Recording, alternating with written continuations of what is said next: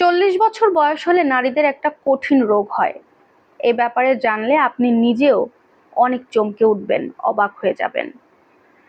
যখনই আমার বাড়িতে আমার বিয়ে নিয়ে কথা হচ্ছিল, আলাপ আলোচনা হচ্ছিল, ঠিক তখন থেকে খেয়াল করলাম আমার মায়ের আচরণে অনেক বেশি পরিবর্তন হয়েছে।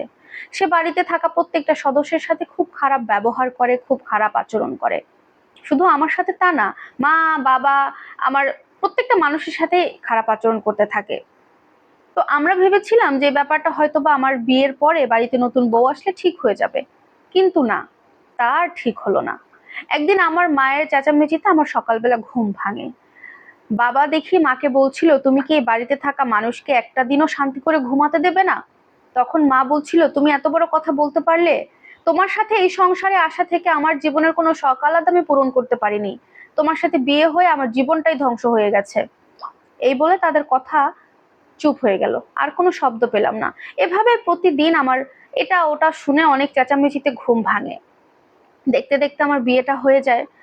বিয়ের পরে বাড়িতে নতুন বউ আসে, কিন্তু আমার মা নতুন বউয়ের সাথেও খারাপ ব্যবহার শুরু করলো। আমার স্ত্রী বাড়িতে রান্না করতো, সবাই সেই খাবারটাই খেত, কিন্তু আমার মা খেত না।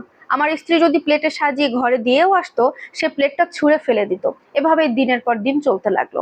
হঠাৎ একদিন আমি অফিস থেকে ফিরতে দেখি মা আমার স্ত্রীকে অনেক আজে বাজে কথা শোনাচ্ছে, আমার স্ত্রী বসে কান্না করছে। সেই দিন আমি আমার মায়ের ঘরে গিয়ে মাকে বললাম, আচ্ছা মা, আমার স্ত্রী যখন রান্না করে আমরা সবাই খাই, কিন্তু তুমি সেটা খাও না। আসলে সমস্যাটা কি একটু খুলে বলবা, আর ওর সাথে খারাপ ব্যবহার কেন করো? তখন আমার মা বলছে, এখন তো তুই বউয়ের গোলামি করতে আসবি, তুই তো আর আমার নেই, এখন আমি পর হয়ে গেছি, বউ হয়েছে আপন। মায়ের এই কথাটা শুনে খুব খারাপ লাগলো। তাই মাকে আর কোনো কিছু না বলে ঘর থেকে বেরিয়ে সোজা চলে গেলাম। এভাবেই পার হচ্ছিল। যেতে যেতে হঠাৎ করে আমার মা খুব অসুস্থ হয়ে পড়লো। তাকে নিয়ে হসপিটালে যাওয়া হলো। হসপিটাল থেকে ডাক্তার মায়ের বেশ কিছু চিকিৎসা করালো, টেস্ট রিপোর্ট দিল, এবং রিপোর্ট থেকে আমাদেরকে জানালো আমার মায়ের একটা কঠিন রোগ হয়েছে, যে রোগটার নাম হচ্ছে মনোভোজ। আর এই রোগটা মেয়েদের সাধারণত 40 বছর পার হওয়ার পরেই হয়ে থাকে। তবে সব মেয়েদেরই যে হবে তা না, অংশ বিশেষ কিছু কিছু মেয়েদের ক্ষেত্রে এই রোগটা হয়ে থাকে, যে রোগের চিকিৎসা খুব একটা নেই বললেই চলে। এই রোগটা সাধারণত হয় মেয়েদের যে পিরিয়ড সেকশন আছে সেটা বন্ধ হওয়ার পরে। তাদের মধ্যে একটা অন্যরকম ফিলিংস কাজ করে, তাদের মাথার মধ্যে একটা খিটমিটে মেজাজ সবসময় হয়ে থাকে। তারা অল্পতেই রেগে যায় এবং মানুষের সাথে খারাপ ব্যবহার করতে থাকে। ডাক্তার বলেছিল কিছু আসলে চিকিৎসা দিবে বা মেডিসিন দিবে, যেটার কারণে তার এই রোগটা একটু নিয়ন্ত্রণে আসতে পারে। কিন্তু আমার মা এই রোগটা ধরা পড়ার ঠিক 15 দিনের মধ্যেই মারা যায়, আমাদেরকে ছেড়ে চলে যায়।